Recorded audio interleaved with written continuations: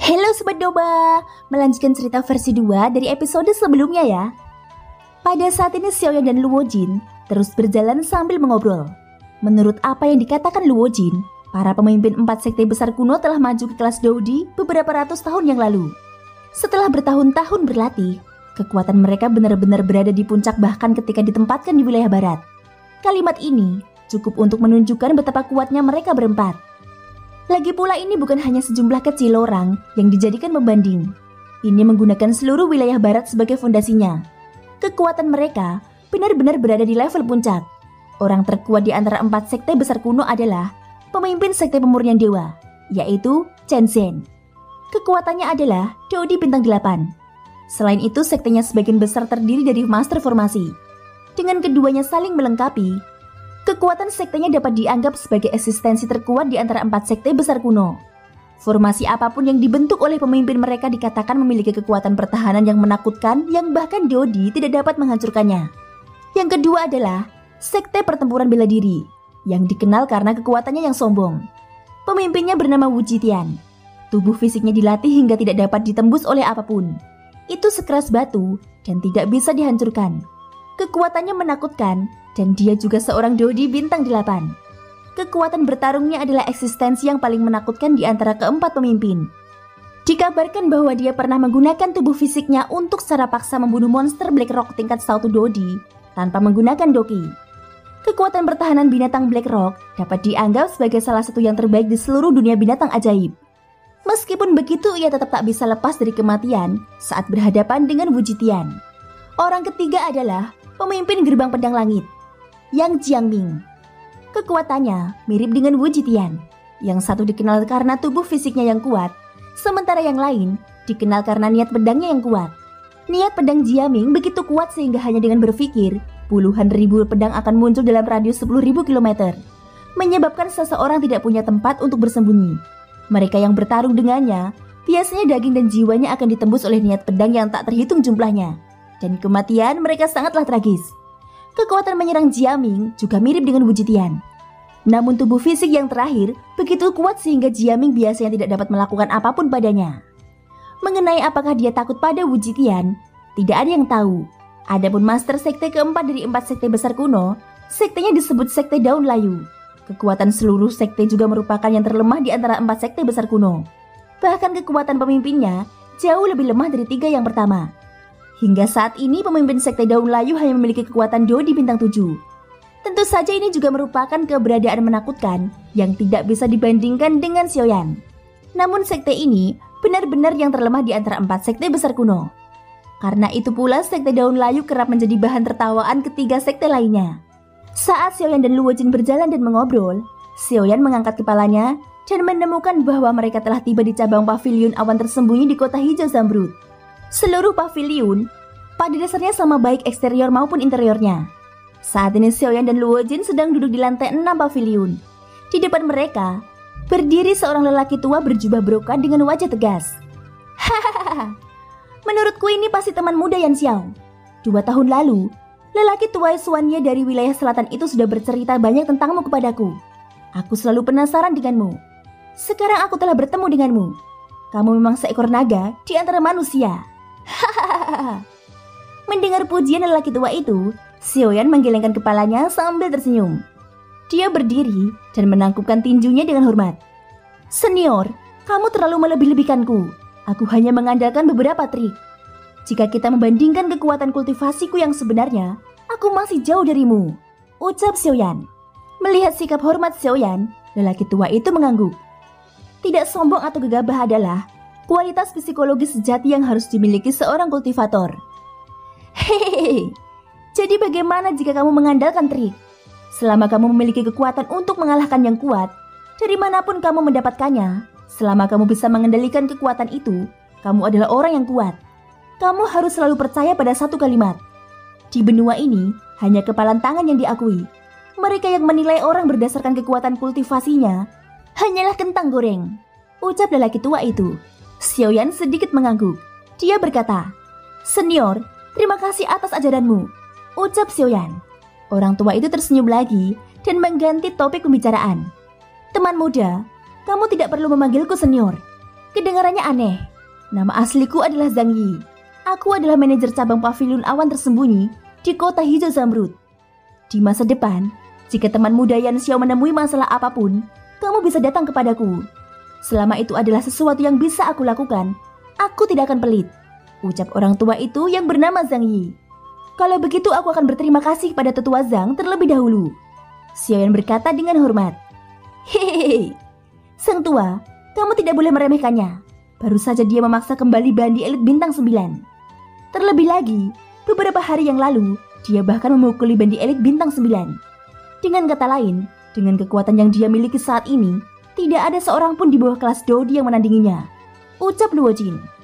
Oh, kata-kata Luo Jin yang tiba-tiba juga menyebabkan ekspresi wajah Zhang Yi sedikit berubah. Tatapannya terhadap Xiaoyan tanpa sadar dipenuhi dengan kemegahan. Menurut pengetahuannya, 2 tahun lalu Xiaoyan mampu bertarung secara seimbang melawan bandi bintang 8. Namun itu hanya berdasarkan premis bahwa Xiaoyan menggunakan doskel tingkat tinggi. Tapi sekarang dia benar-benar mampu memaksa kembali bandi elit bintang 9 dengan kekuatan bandi bintang 5. Kecepatan pertumbuhan seperti itu benar-benar menakutkan. Sulit membayangkan betapa menakutkannya kekuatan Xiaoyan di masa depan. Xiaoyan hanya mengangkat bahunya dengan sikap acuh tak acuh menghadapi hal ini. Dia tidak ingin menjelaskan terlalu banyak mengenai hal ini. Dia juga terlalu malas untuk mengungkapkan terlalu banyak kekuatan aslinya di depan orang lain. Zhang Yi diam-diam terkejut di dalam hatinya. Saat itulah dia perlahan menarik pandangannya. Setelah itu dia melihat Luo Jin dan mengerutkan keningnya. Tuan Pavilion, lelaki tua ini merasa ada kebutuhan untuk memberitahumu sesuatu, ucap Zhang Yi. Mendengar ini Luo Jin mengangkat alisnya sedikit. 2 tahun lalu, lelaki tua ini merasakan bahwa 4 ahli dengan aura yang sangat tidak jelas telah tiba di kota hijau Zamrud. Karena pergerakan rahasia mereka pada saat itu, lelaki tua ini tidak dapat menemukan lokasi persisnya. Namun setelah lelaki tua ini melakukan penyelidikan rahasia, lelaki tua ini mencurigai bahwa keempat orang itu adalah pemimpin sekte dari 4 sekte besar, ucap Zhang Yi. Begitu kata-kata ini diucapkan, ekspresi Xiaoyan langsung berubah. Penatua Zhang, tahukah kamu tujuan kunjungan keempat orang itu? Tanya Luo Jin. Zhang Yi sedikit mengernyit dan menggelengkan kepalanya untuk mengungkapkan ketidakberdayaannya. Dia tidak tahu tujuan sebenarnya dari kunjungan keempat orang itu ke kota Giok Hijau. Meskipun dia telah menyelidiknya secara diam-diam, sulit baginya untuk menemukan informasi berguna karena statusnya yang luar biasa. Ketika Xiaoyan mendengar bahwa pemimpin sekte dari 4 sekte besar telah berkumpul di kota hijau Zamrud, dia langsung teringat pada klan Liu di wilayah selatan. Lagi pula jika tujuan mereka berkumpul di kota hijau Zamrud adalah klan Liu, bukankah itu berarti bahwa mereka telah mengambil alih klan Liu di kota matahari hijau selama dia tidak ada? Saudara Yan Xiao, apakah kamu memikirkan sesuatu? Tanya Luo Jin. Melihat ekspresi suram Xiaoyan, Luo Jin akhirnya mau tidak mau bertanya. Xiaoyan menghirup udara dalam-dalam saat mendengar ini. Penatua Zhang, tahukah kamu jika mereka berempat menggunakan formasi transportasi? Atau apakah mereka tiba-tiba menghilang dari kota hijau Zamrud untuk jangka waktu tertentu dan kemudian tiba-tiba muncul lagi? Tanya Xiaoyan. Ada apa? Saudara Yan Xiao, apakah maksudmu mereka meninggalkan wilayah barat selama periode waktu itu dan pergi ke kota kuno? Tanya Luo Jin. Ini bukan tidak mungkin. Pasalnya klan Liu yang selama ini mereka cari terletak di perbatasan barat daya. Dengan kata lain, letaknya dekat kota liar kuno, ucap Xiaoyan. Mendengar ini Luo Jin mengangkat alisnya sedikit. Dia tidak menyangka bahwa langkah pemusnah langit Xiaoyan sebenarnya berasal dari klan Liu. Namun melihat ekspresinya saat ini, pasti ada semacam hubungan antara Xiaoyan dan klan Liu. Kalau tidak, dia tidak akan terlalu peduli dengan pergerakan 4 sekte besar kuno. Sesaat kemudian, Xiaoyan yang berwajah serius mendengar tawa keras dari mulut Luo Jin. Saudara Yan Xiao, mengapa kamu terlalu khawatir? Apakah kamu lupa bahwa markas besar pavilion awan tersembunyiku menjaga kota kuno? Bagaimana mungkin keempat orang itu berani muncul dengan mudah di wilayahku? Ucap Luo Jin. Mendengar kata-kata ini, ekspresi Xiaoyan langsung menjadi serius. Dia segera berpikir jernih. Baru pada saat itulah dia ingat bahwa pavilion awan tersembunyi dan Luo tua sedang menjaga kota kuno. Dengan cara ini hati Xiaoyan akhirnya bisa tersedikit rileks. Sejak Xiaoyan memperoleh langkah pemusnah langit, dia memiliki rasa tanggung jawab yang tak terlihat terhadap klan Liu yang awalnya tidak terlalu dia kenal. Lagi pula jika klan Liu hanya mengambil langkah pemusnah langit untuk menyuap Xiaoyan, maka Xiaoyan tentu saja tidak akan terlalu peduli dengan klan Liu. Namun setelah mempelajari langkah pemusnah langit, Xiaoyan telah memainkan peran penting dalam semua pertempurannya. Itu bahkan telah menyelamatkan hidupnya beberapa kali. menyelamatkannya dari situasi hidup dan mati. Bagi Xiaoyan ini bisa dianggap sebagai anugerah yang menyelamatkan nyawa. Anugerah penyelamatan jiwa harus dibayar kembali dengan penuh semangat. Ini adalah karakter Xiaoyan. Setelah mempelajari langkah pemusnah langit, Xiaoyan pasti tidak akan membiarkan apapun terjadi pada klan Liu. Poin ini sama seperti klan primer saat itu. Hari berikutnya, ketika Xiaoyan meninggalkan pavilion awan tersembunyi dan berjalan menuju gerbang kota, sesosok tubuh yang tidak mencolok diam-diam mengikuti di belakangnya. Tentu saja semua ini tidak dapat disembunyikan di bawah kekuatan jiwa yang kuat dari Xiaoyan. Namun Xiaoyan tidak menyeret orang ini keluar. Dia juga ingin melihat siapa sebenarnya orang yang diam-diam mengintainya. Dalam waktu singkat, Xiaoyan sudah sampai di gerbang kota hijau zamrud. Tak disangka, gerbang kota tertutup rapat meski hari sudah siang. 2 bandi elit berdiri di gerbang kota, dan tekanan yang menakutkan melanda, menekan orang-orang di bawah yang bermaksud menimbulkan masalah. Brengsek, jam berapa sekarang? Kenapa kamu tidak membuka gerbang kota? Benar, kenapa kamu tidak membuka gerbang kota? Minta tuan kota untuk keluar. Kami ingin berunding dengannya. Mengapa kamu tidak membiarkan kami meninggalkan kota hijau zamrud? Ada ratusan orang di sini. Biarpun kalian berdua bandi elit, kalian tidak bisa menghentikan kita meninggalkan kota tanpa alasan.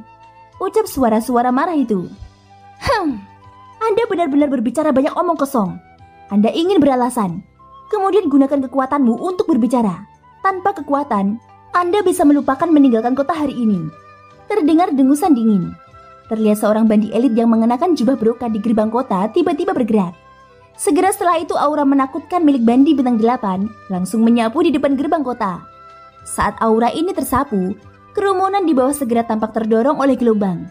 Mereka secara seragam terhuyung-huyung mundur. Setelah itu wajah mereka memerah saat mereka berlutut di tanah. Di hadapan bandi elit, kekuatan Douzun dan Douseng tidak cukup. Terlepas dari berapa banyak dari mereka seperti semut di mata seorang bandi elit. Pada saat ini hati orang-orang di bawah yang tertekan oleh aura ini akhirnya memiliki pemahaman yang lebih akurat tentang betapa menakutkannya seorang bandi elit. Di hadapan bandi elit, kekuatan mereka bagaikan udara. Hehehe, kamu hanyalah sekelompok semut. Kamu ingin bertemu dengan penguasa kota. Apakah kamu pikir kamu layak? Dengan tawa yang aneh, bandi elit di atas gerbang kota menyilangkan tangan di depan dadanya. Dengan ekspresi jijik, dia menatap orang-orang yang berlutut di tanah. Baginya orang-orang itu hanyalah semut. Hari ini, bahkan ahli bandi elit tidak akan bisa meninggalkan kota Zamrud. Apalagi sampah sepertimu, ucap penjaga itu. Zhouzhan, kamu sungguh menakjubkan. Kamu bukan satu-satunya bandi bintang 8 di kota Zamrud ini. Dan bukan kamu yang berhak mengambil keputusan akhir di sini. Suara dingin lainnya keluar dari langit tepat saat penjaga yang bernama Zhouzhan berbicara. Aku bertanya-tanya siapa orang itu. Jadi itu adalah Kaisar Pedang. Dengan tingkat pengolahanmu, kamu memang tidak kalah denganku. Sayangnya kita punya 2 bandi elit bintang 8 di sini, ucap Zhouzhan. Setelah berbicara, 2 aura bandi elit bintang 8 menyebar ke segala arah. Hal ini menyebabkan orang-orang di kota di bawah yang sudah memiliki ekspresi serius tanpa sadar muntah darah dan mundur. Melihat 2 bandi elit bintang 8 melepaskan aura mereka pada saat yang sama, ekspresi lelaki tua berjubah kuning di langit sedikit berubah. Wajahnya menjadi serius. Dibandingkan dengan keadaan menyedihkan orang-orang di sekitarnya, Xiaoyan yang berada di belakang kerumunan memiliki ekspresi tenang. Namun kekuatan jiwanya yang menakutkan telah menyebar hingga radius 10.000 kaki. Selama periode waktu ini, Xiaoyan sudah merasakan bahwa ada ki yang sangat kuat yang dengan cepat mengalir ke arahnya. Pemilik ki itu adalah pria parubaya bertubuh besar yang dia temui di jalan kemarin. Xiaoyan menyipitkan matanya. Dia langsung teringat pada orang yang diam-diam mengikutinya tadi. Jika dia tidak salah, orang itulah yang memimpin. Ketika Xiaoyan sekali lagi pergi mencari orang itu, dia menemukan bahwa orang itu sebenarnya telah melarikan diri dari jangkauan penyelidikannya. Namun yang membuat Xiaoyan penasaran adalah mengapa pria parubaya bertubuh besar itu masih mengikutinya. Pada saat ini lelaki tua berjubah kuning di langit juga tidak mampu menahan aura 2 bandi elit bintang 8. Hanya dalam waktu singkat, kulitnya sudah sedikit pucat. Ayo serang bersama. Hari ini kita akan memberi contoh padanya dan memberitahu orang-orang ini siapa yang harus mereka dengarkan di kota hijau Zamrud ini. Setelah mendengus dingin, sosok Zhouzhan dan bandi bintang 8 di sampingnya segera melintas. Dalam sekejap mata, mereka sudah muncul di hadapan lelaki tua berjubah kuning itu. Telapak tangan mereka dengan kejam menghantam dada lelaki tua berjubah kuning itu. Namun detik berikutnya, Sesosok tubuh berjubah hitam tiba-tiba berdiri di hadapan lelaki tua berjubah kuning. Sosok berjubah hitam itu mengirimkan serangan telapak tangan dan secara paksa memblokir serangan masuk dari Zhou Zhan. Selain sosok berjubah hitam, sosok tegap yang menyerupai menara besi juga dengan mudah menerima serangan ganas dari bandi bintang 8 lainnya. Dengan sentakan kekuatan yang sangat besar, dia mengirim bandi bintang 8 itu terbang. Telapak musim semi kuning merusak. Dengan teriakan Xiaoyan, lengan kanannya tiba-tiba bergetar dan kekuatan luar biasa yang menakutkan terpancar. Saat Doki melonjak, kedua telapak tangannya terpisah. Xiaoyan mundur 2 langkah, adapun Zhou Zhan dia tampak dirugikan ketika terhuyung-huyung mundur. "Bocah, aku tidak menyangka ini akan menjadi dirimu lagi," ucap Zhou Zhan. Saat dia mengangkat matanya, dia melihat wajah familiar Xiaoyan. Segera dia tidak bisa menahan diri untuk tidak mengerutkan kening dan berteriak dengan keras. "Ah, itu hanya kebetulan. Aku kebetulan sedang meninggalkan kota. Melihat kalian semua ingin menggunakan kekuatan untuk berbicara, aku menggunakan kesempatan ini untuk menguji apakah aku memenuhi syarat untuk meninggalkan kota atau tidak," ucap Xiaoyan. Mendengar perkataan Zhou Zhan, Xiaoyan tertawa pelan. Dia memiliki ekspresi acuh tak acuh di wajahnya. Dan tepat setelah kata-kata Xiaoyan keluar dari mulutnya, sebelum Zhou Zhan bisa mengatakan apapun, tawa keras terdengar dari cakrawala jauh. "Hehehe, kenapa kamu pergi begitu cepat? Kemarin, sebagai tuan rumah, aku belum meminta maaf padamu. Hatiku masih merasa agak menyesal. Jika kamu pergi begitu saja, bukankah aku akan mati karena malu?" ucap suara itu. "Oh, kamu dan aku tidak mengenal satu sama lain. Apa yang perlu dipermalukan? Kamu pergi sesuai keinginanmu, dan aku mengikuti keinginanku. Kita tidak ada hubungannya satu sama lain. Mungkinkah kamu masih ingin aku tinggal dan menjadi pengawal pribadimu?" ucap Xiaoyan. Mendengar kata-kata sombong itu, sudut mulut Xiaoyan melengkung dan dia menunjukkan senyuman dingin. Dia menatap pria parubaya yang muncul di atas gerbang kota. "Hehehe, kamu melebih-lebihkan diriku. Dengan latar belakangmu, beraninya aku membiarkanmu menjadi pengawal pribadiku. Hanya saja kemarin sedikit salah paham, sehingga tidak ada kerukunan. Namun karena kejadian itulah, aku bisa lebih menghormatimu. Sekarang kita bisa menjadi teman sejati. Lagi pula, semakin banyak teman yang kamu miliki, semakin banyak jalan yang bisa kamu ambil," ucap pria parubaya itu. Melihat penampilan Xiaoyan yang acuh tak acuh, pria parubaya itu tidak terlalu cemas. Dia menatap Xiaoyan dengan senyuman di wajahnya. Mata kecilnya berkedip-kedip karena cahaya. "Teman? Ah, ini memang teman yang baik. Mungkinkah semua temanmu datang dengan mengikutimu?" ucap Xiaoyan tanpa sadar tertawa mengejek saat mendengar ini. Ekspresi pria parubaya bertubuh besar itu tiba-tiba menjadi jelek saat mendengar kata-kata Xiaoyan. Dia kehilangan kata-kata setelah kata-kata Xiaoyan tepat sasaran. Dia tidak menyangka bahwa Xiaoyan sudah merasakan ada seseorang yang mengikutinya. Namun kenapa Xiaoyan tidak menemukan orang itu? Mungkinkah dia melakukannya hanya agar dia bisa mengejeknya saat ini? "Ada apa? Kamu tidak bisa menjawabku. Karena itu masalahnya, aku tidak akan bertanya lagi," ucap Xiaoyan. Melihat pria parubaya itu kehilangan kata-kata, Xiaoyan tidak bisa menahan tawa dingin. Ketika kerumunan di bawah dan kelompok bandi elit memandang mereka berdua, tatapan mereka dipenuhi dengan kecurigaan.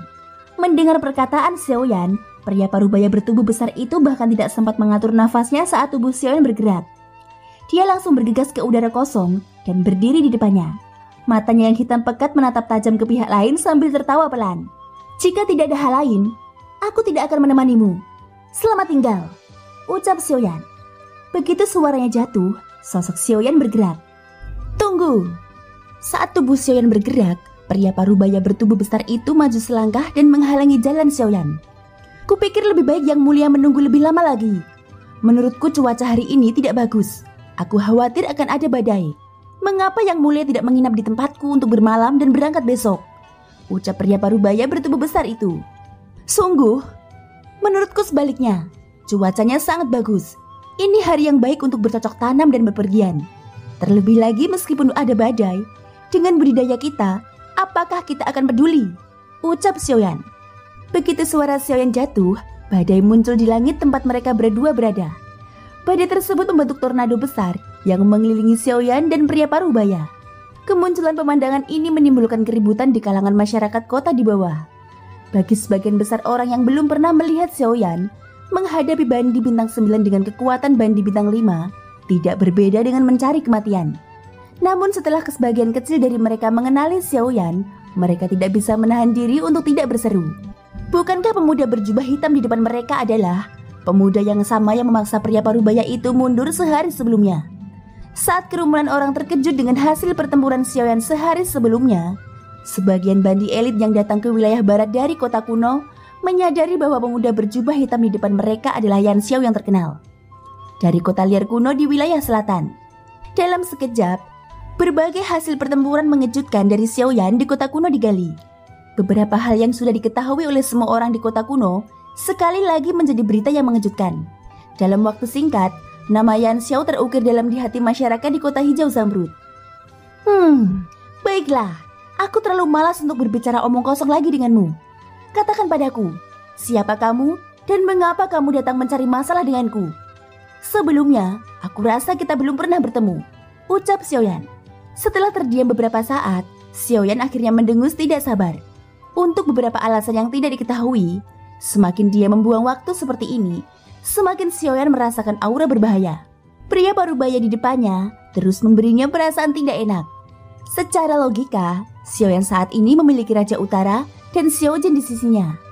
Dia tidak lagi takut pada siapapun di bawah kelas Dodi. Namun pria parubaya bertubuh besar di depannya ini adalah pengecualian. Hal ini menyebabkan hati Xiaoyan tanpa sadar merasa terkejut. Aku tidak mengira kau akan begitu terkenal di wilayah selatan. Sayangnya aku adalah bandi elit bintang 9. Dibandingkan dengan bandi bintang 8 yang mereka bicarakan, aku sedikit lebih kuat, ucap pria parubaya itu. Kalau ku bilang ini adalah hasil pertarungan 2 tahun yang lalu, bagaimana menurutmu sekarang? Ucap Xiaoyan. Jantung pria besar parubaya itu tampak seolah-olah tersambar petir setelah kalimat Xiaoyan terdengar. Xiaoyan di depannya sebenarnya pernah bertarung dengan bandi bintang 8 2 tahun lalu dan berakhir dalam posisi tak terkalahkan. Sulit membayangkan betapa menakutkannya kekuatannya sekarang setelah 2 tahun berlalu. Sekarang bisakah kamu menjawab pertanyaanku? Siapa sebenarnya kamu? Kenapa kamu menghalangi jalanku ke sini? Ucap Xiaoyan. Mendengar suara Xiaoyan, pria parubaya itu kembali sadar. Pada saat ini wajahnya yang tampak galak menunjukkan senyuman dingin. Hehehe, kamu ingin tahu siapa yang membuatku menunggumu di sini? Mari kita lihat, apakah kamu memiliki kemampuan yang cukup? Begitu dia selesai berbicara, lengan kanan pria parubaya itu bergetar. Dengan lambaian tangannya cahaya hitam pekat menyala. Sesaat kemudian kapak hitam pekat muncul di tangannya. Melihat adegan ini, Xiaoyan tidak lagi bersikap sopan. Raja Utara! Dengan teriakan Xiaoyan, tubuh tegap Raja Utara segera berubah menjadi cahaya hitam dan bertemu langsung dengan pria parubaya itu. Suzan, Hosui, aku serahkan bocah ini pada kalian berdua. Kalian harus segera membunuhnya. Selama kalian bisa membunuhnya, aku jamin kalian berdua akan menjadi bandi elit bintang 9. Ucap pria parubaya bertubuh besar itu. Saat dia berbicara, dia sudah mulai bertarung dengan Raja Utara. Xiaoyan mengalihkan pandangannya ke sisi lain Zhousan, dan Hosui juga mengalihkan pandangan mereka ke arahnya. Pada saat ini aura menakutkan dari 2 bandi elit bintang 8 benar-benar meletus. Keduanya bergerak secara bersamaan dan menyerang Xiaoyan. Xiaoyan mengabaikan ini. Sebaliknya dia sekali lagi melihat ke arah pria parubaya bertubuh besar yang saat ini sedang terlibat dalam pertempuran sengit dengan Raja Utara. Wajahnya menunjukkan ekspresi mengejek. Apakah mereka menindasku dengan angka lagi? Emas kecil, keluarlah dan bermain, ucap Xiaoyan. Thank you guys sudah mendengarkan ceritaku di episode kali ini sampai akhir. Ikutin terus kelanjutan episode berikutnya ya. Dan jangan lupa subscribe dan dukung terus channel Nobarta ya guys. Semoga hari kalian menyenangkan. Sampai jumpa dan bye-bye.